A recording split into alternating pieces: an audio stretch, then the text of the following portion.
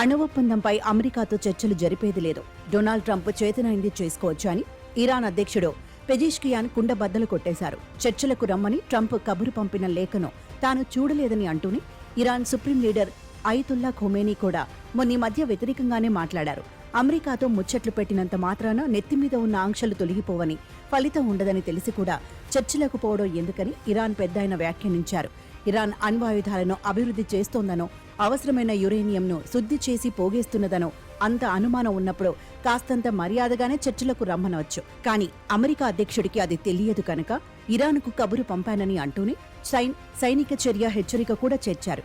యుద్ధమా ఒప్పందమా ఏది కావాలో తేల్చుకోవాలన్నారు. దారికి రాకపోతే దాడులు తప్పవన్న అర్థంలో మాట్లాడారు. అమెరికా అధ్యక్షుడికి పరిష్కారాలంటే పెత్తనం మీదే ప్రేమ ఎక్కువంటూ ఇరాన్ పాలకులు ఈ ప్రతిపాదనను తిరస్కరిస్తున్నారు. అదిలించి బెదిరించి మమ్మల్ని దారికి తేలేరన్నదే ఇరువురి వ్యాఖ్యల సారాంశం తప్ప చర్చలను ఇరాన్ తిరస్కరిస్తున్నట్టు కాదని విశ్లేషకుల వ్యాఖ్యానం. ట్రంప్ గదమాయించగానే దాసోహపడినట్టుగా కనిపించకుండా ఈ ఆత్మగౌరవ ప్రదర్శనల అనంతరం ఇరాన్ దారికి వస్తుందని ఓ అంచనా.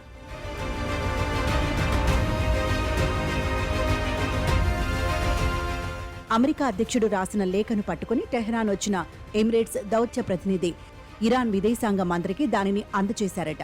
ఇరాన్ క్షిపణి కార్యక్రమం మీద ఆంక్షలు విధించడంతో పాటు పశ్చిమాసియాలో తమ ప్రభావాన్ని తగ్గించడానికే ట్రంప్ ఈ చర్చలను ప్రతిపాదించారని, అది తమకు అంగీకారం కాదని ఖమేనీ అంటున్నారు.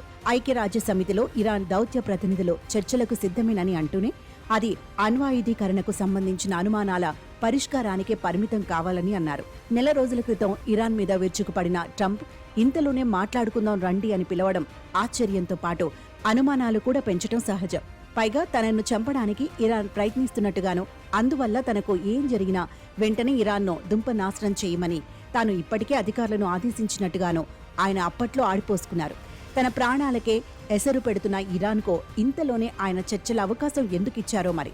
విఫలమైతే ఏం చేయాలన్న వ్యూహం కూడా ఇప్పటికే సిద్ధంగా ఉండి ఉంటుంది.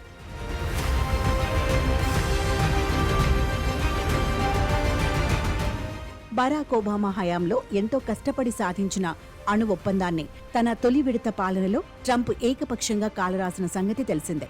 భద్రతా మండలిలోని 5 శాశ్వత సభ్య దేశాలు, జర్మనీ, యూరోపియన్ యూనియన్ ఒకవైపు, ఇరాన్ మరోవైపు ఈ ఒప్పందం మీద సంతకాలు చేశాయి. మిగతా ప్రపంచమంతా యుద్ధ భయం తగ్గినందుకు సంతోషించిన సందర్భం అది.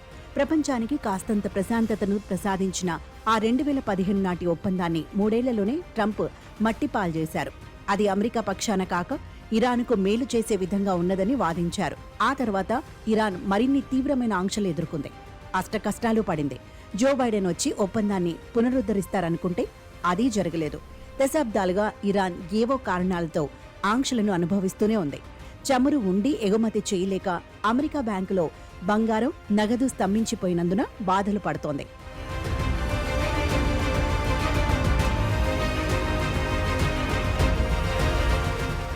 గాజా యుద్ధంలో ఇజ్రాయెల్కు వ్యతిరేకంగా ఇరాన్ అండతో వేర్వేరు శక్తులు పోరాడిన విషయం తెలిసిందే. నేలమట్టమైన గాజాను రిసార్టుగా మార్చే ఆలోచన చేస్తున్న ట్రంప్ ఇప్పటికే అక్కడ యుద్ధం ఆగేట్టు చేశారు. జనాన్ని ఖాళీ చేయించే ప్రయత్నంలోనూ ఉన్నారు. ఇరాన్ను దారికి తెచ్చుకోవడం ఇప్పుడు అత్యవశ్యకం. గత ఒప్పందంలో కీలక పాత్ర పోషించిన అధ్యక్షుడు మసౌద్ పెజెష్కియాన్ కొత్త ఒప్పందానికి కూడా అనుకూలమే. ఇరాన్కు అన్యాయం జరగకుండా, భవిష్యత్తు భయాలు లేకుండా ఒప్పందం కుదరడానికి పుతిన్ ట్రంప్ స్నేహం ఉపకరిస్తే మరీ మంచిది.